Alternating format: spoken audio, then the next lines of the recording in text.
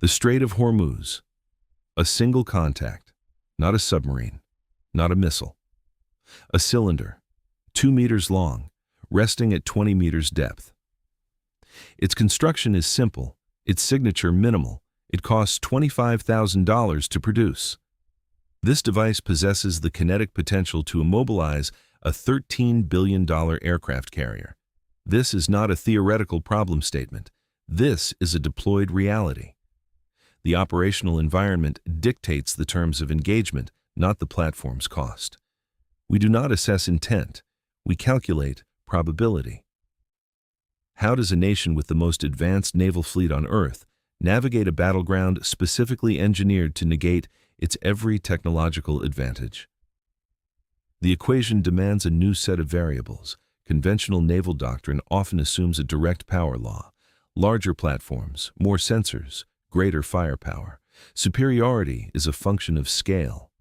Mine warfare shatters this premise. The threat scales inversely with cost. A 2-ton cylinder, costing less than a high-end sedan, can deny access to a battle group valued at tens of billions. This is not force multiplication. This is force division. The capital expenditure for mine countermeasure operations frequently exceeds the initial threat's cost by several orders of magnitude. A single detonation can trigger systemic operational paralysis across an entire maritime domain. The risk-reward calculation for high-value assets becomes untenable. Here's the brutal arithmetic. The cost of avoidance, detection, and neutralization far outweighs the cost of deployment. We do not strategize based on heroic narratives. We calculate operational cost. The variable is not courage, it is consequence. The Strait of Hormuz is not open ocean, it is a constriction, 21 nautical miles at its narrowest point.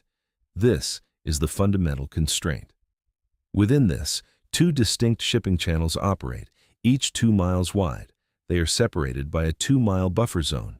This defines the precise operational domain.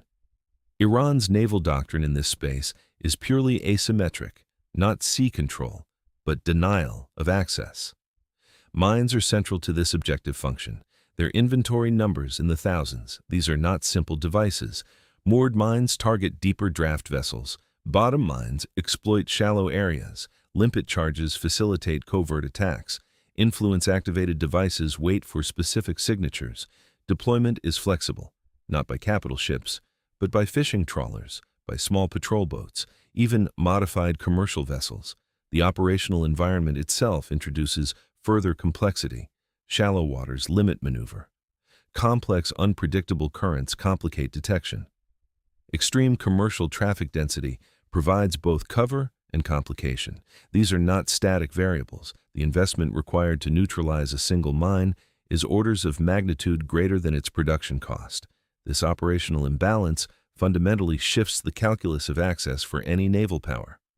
Current mine countermeasure platforms operate on an outdated premise.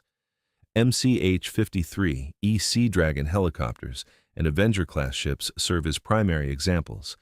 These assets are relics, characterized by sluggish movement and significant vulnerability.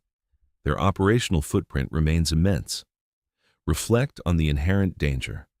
A manned helicopter clearing a minefield places a multi-million-dollar machine and its crew directly over a known threat zone.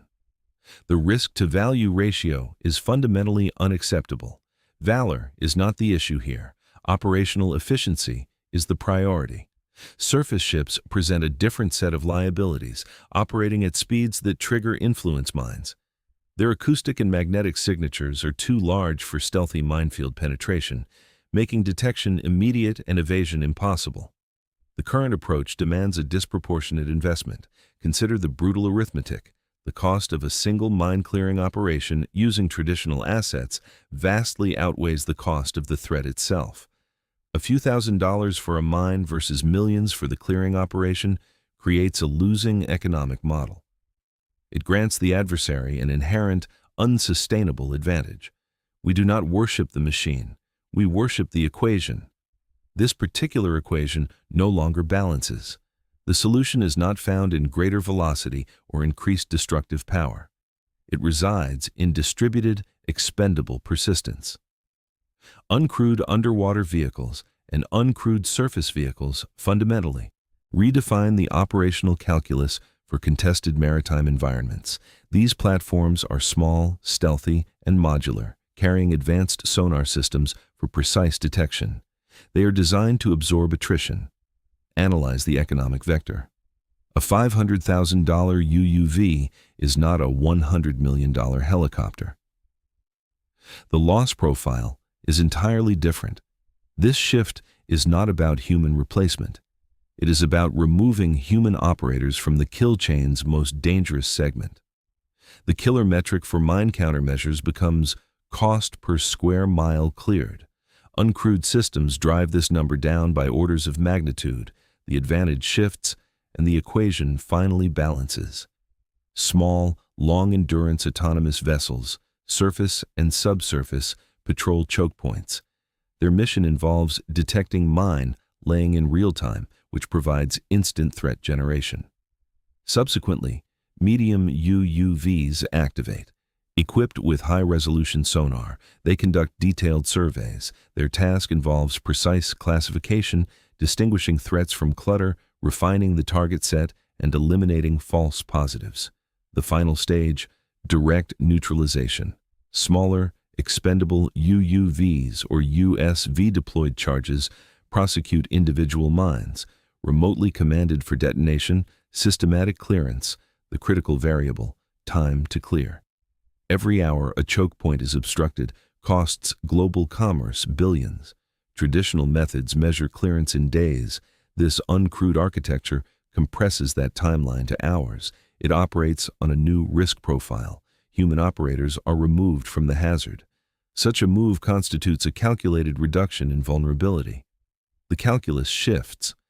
Rather than augmenting existing capabilities, the objective is fundamentally redefining the force structure.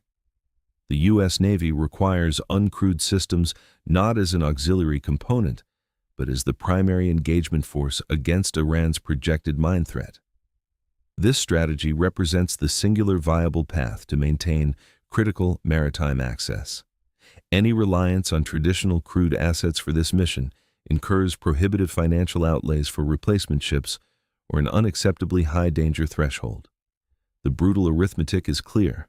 A carrier strike group, valued at tens of billions, cannot be risked against a minefield costing fractions of a million to deploy. The operational model is expendable platforms multiplied by persistent ISR divided by mine cost equals consistent, guaranteed access. We do not worship the machine. We worship the equation.